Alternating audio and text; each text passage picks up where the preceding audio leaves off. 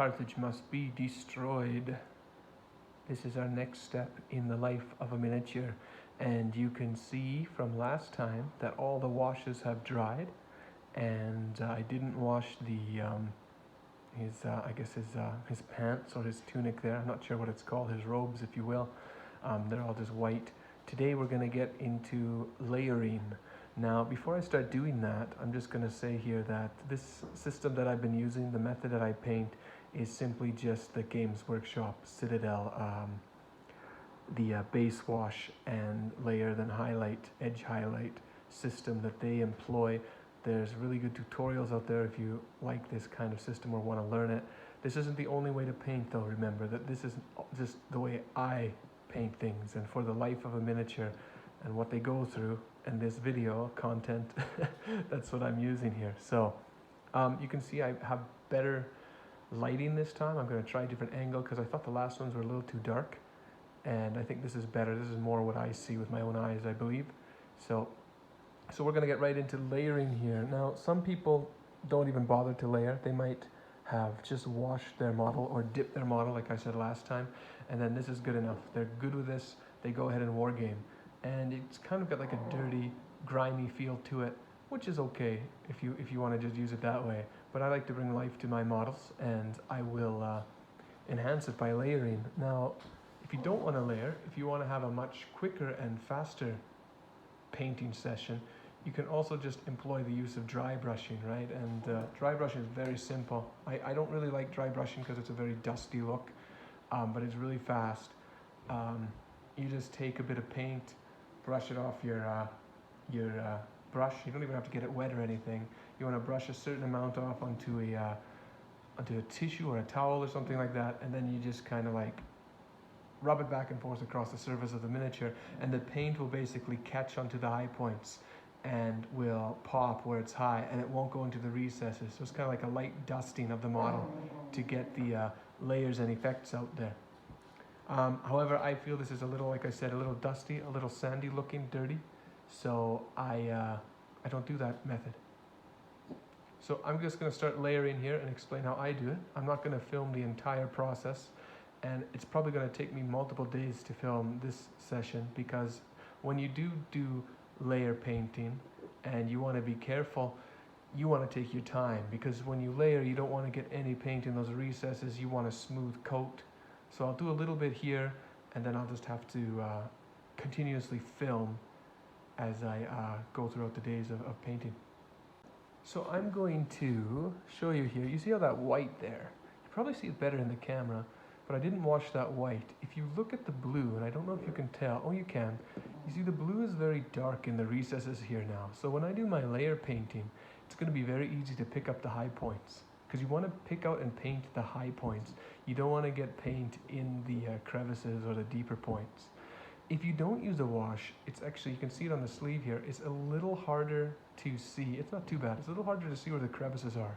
So if you don't wash like I did on the white here, it might be a little more challenging to get the paint seen here, I guess. I just noticed I don't have, got a little bit of my bucket on the bottom there. But yeah, I'm going to be using a new pot of Flayed One's Flesh. I use 3 different kind of layer coats. I only use 1 base coat for these guys, but I use 3 different layer coats and 2 different edge coats for whites on my guys. And that's what I'm going to do. So I got my wet palette at the side here. There it is. When you're using layer paints, if you're going to use this method, you want the paint to be even, I would say, more consistent, more fluid than you did with the base coat, because it's supposed to go on slightly transparent, and the point is it goes on transparent so you can layer it and make it look not too thick, I guess. I don't really know how to explain it beyond that. So I'm going to try layering here on the camera at this angle. It's not going to be easy because I've got a box in front of me, but I think I can get the basics of it. Usually when I layer, I use something smaller than this Citadel. I think this is the Citadel layer brush, but I use stuff even smaller. I use very small brushes for layering personally, but when I get like big sections like here, I'll use a bigger brush, because the bigger the brush, the less kind of streaks you have, and I think the more flat it ends up being. Okay, now I'm gonna try to do my best here to just readjust my chair to try and do this on the camera, and it's gonna be a little difficult, but we'll do my best. Maybe switch the position here. I don't know if I can do it. I might have to go with my other position here to actually do it. All right, I'm gonna try and keep this as close as I can on camera. I won't be able to do it at the other angle I had it set up on.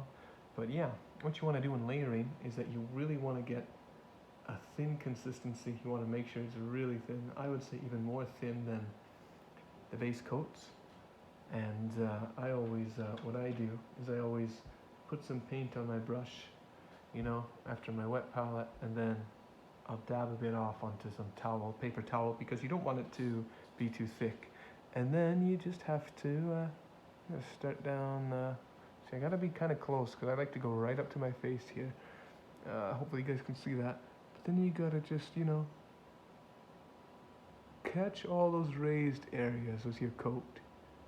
Now, when you are painting layers, I find that you don't want to go up and down like this, because then you won't get a smooth, consistent line. So you just want to drag in the same direction that you started. So for this one here, I'm going to do my best to keep doing downward strokes like that. And once you get paint on, you're just going to let that dry. And I kind of do my layering all over the place. I'll do like, you know, a little section here, and then I'll switch over to maybe something else here. And I'll start layering it like so on another section, you know, and then I'll jump to another one and start layering it there. You see, all downward strokes for the robe. So whatever kind of stroke you start with, you just want to keep following that stroke. Now, I'm not going to do too much of this on camera because I find it somewhat difficult from a distance, and I don't have the setup where I can go right up to it with my face, because I usually have like my model right up to my face like that in order just to get into the details and stuff like that. It's not because I'm you know, I got glasses and I don't with the glasses I don't have any issue seeing. I just like to see all the details I possibly can. So for most of this model, I'm going to use my Flayed One's Flesh, and I'm going to use a smaller brush on some of these other areas. I'm not so confident with using the larger brush I'm using here. And then I'm going to continue working this mostly off camera, and then I'll just show you the results as I go through it. So I've got my white layer on there, and this is what I call the kind of awkward stage when you're layering and painting models. You'll have a layer going on a certain area that you just put on, and it looks weird because only one area is layered, and it may not be layered enough. Like I can see on the camera here, there's some spots I'm still going to layer more white over because I don't think that they're layered enough, especially on this arm here. Now, even if I do that, what's going to happen with this model is that until I layer the blue in other sections, it's just going to look a little strange because the white is trying to pop, but you got all these dim colors around it. So as you keep painting and layering, or whatever method you want to use, it will eventually change and end up looking better. But you just have this awkward section, or this awkward time when you layer painting, I find. And you'll always doubt yourself, or at least I always doubt myself, thinking, man, I did a horrible job. But when it all gets layered and finished in the end, it actually ends up looking really good. So don't feel discouraged if you're in the awkward section and think it looks bad, because it's going to look awesome when you're done. Now I don't know if you can see it, but I got a bit of white on his turban there, and when you are painting, and actually I think you can see on his finger I got a bit of white.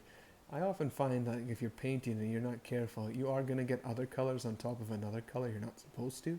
Don't worry too much about that. If you catch yourself quickly, just quickly get a fresh brush and throw some water over it and get most of the paint off, because acrylics, as long as they don't dry, are really forgiving. That too, if you get some paint in the crevices there, just run some water over it really fast if you notice it. If you don't notice it, you can always paint over it. And that's one good thing about not washing, because you don't have to do any re-washes with something you didn't wash. So when I screwed up in some areas, I just put another little drab of ricard flesh in the crevices and it fixes it. Whereas I can't do that easily with the blue. I could do that, but I have to re-wash the section to get the exact color that I'm going for. Alright, so there's the blue, and the blue pops really nicely. This is a rust grey on top of the fang that was washed by Drakenhof, and you get a nice contrast with the creases there from the layered lighter color and the darker creases. But yeah, you can see how once you start painting, it's still kind of awkward because the skin's not painted. It's a little too dark. But you can see on the back here that it does look a lot better. And once that belt is painted up, it does look a lot better with a white that's been highlighted, that's been layered there. So I'll just keep on painting this guy, and you'll see the end results of layering soon. So it's been day 2 here, and I do take my time layering. So this video has spanned over 2 days. You can see here that the gun is now popping, and that's because I went in and I added the details.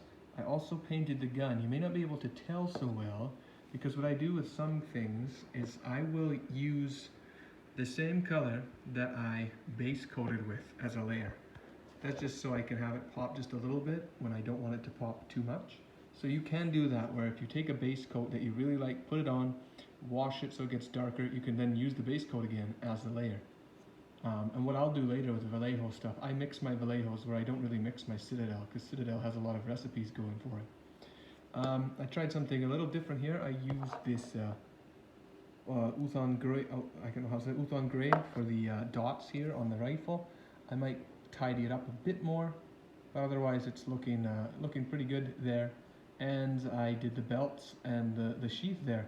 I still have to do the skin and all the metal pieces on the sidearm and the gun and the beard.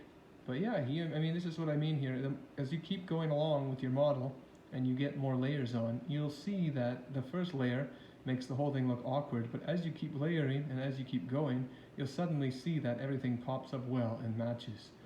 If you're doing the Citadel, the basic, I don't even know if there's a proper name. I call it the Citadel method, where it's just base, wash, layer, and highlight. So, alright, I'm going to go and finish this guy's skin and the metals and show you what he looks like in the end here.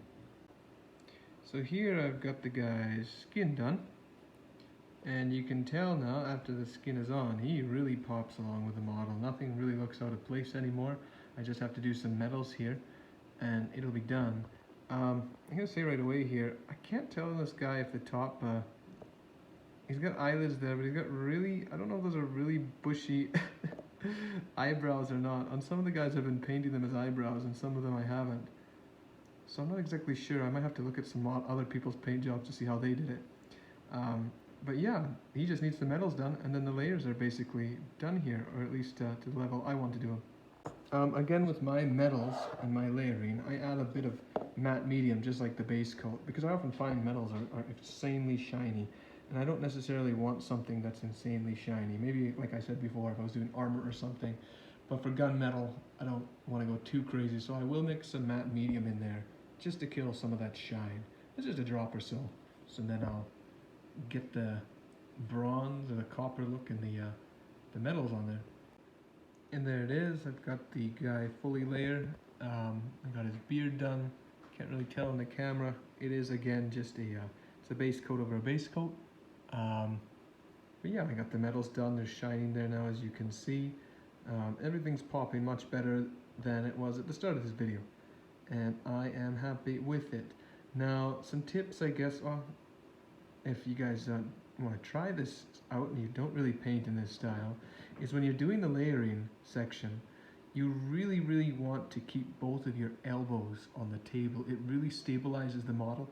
If you can get these Citadel, I don't know what they're called, the model holders, so when you're painting they grip the base like so. If you can get those and then hold the model up and then keep your elbows on the table as you paint, get in close, you can really stabilize your model and slowly practice this method and get much better at painting.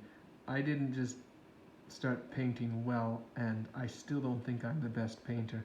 I can see lots of little flaws I don't like that I think I could improve on, but I definitely have gotten better just following simple steps and just watching tutorial videos. There, if you go to Warhammer TV, you can find the method I've been using to paint, and they've got some, I think there's a lad on there, he doesn't work for Games Workshop anymore, but I think it's Duncan. And Duncan had I think that's his name, I forgot his name, oops. But there's some folks on there that teach you how to paint, and I just follow Citadel's method. It works for all acrylics and works well. So yeah, that is it for layering. I am happy with it. I might do some spots on the white here a little better. I use Flayed One's Flesh for this one. It's not my favorite white to layer on clothes, but like I said, I've got 3 different layers of white going on my guys just for variation, and I thought I'd just do this guy all in Flayed One's Flesh. But in any case, that's it for layering on top of the base coats. Then next step, I'll let this guy dry and we'll get into the edge highlights, and I'll just show you guys how I go about doing that. So thank you guys for watching. We'll see you on the next video, and we wish you have I don't know who we are, but we wish you have a good one. Alright, bye bye.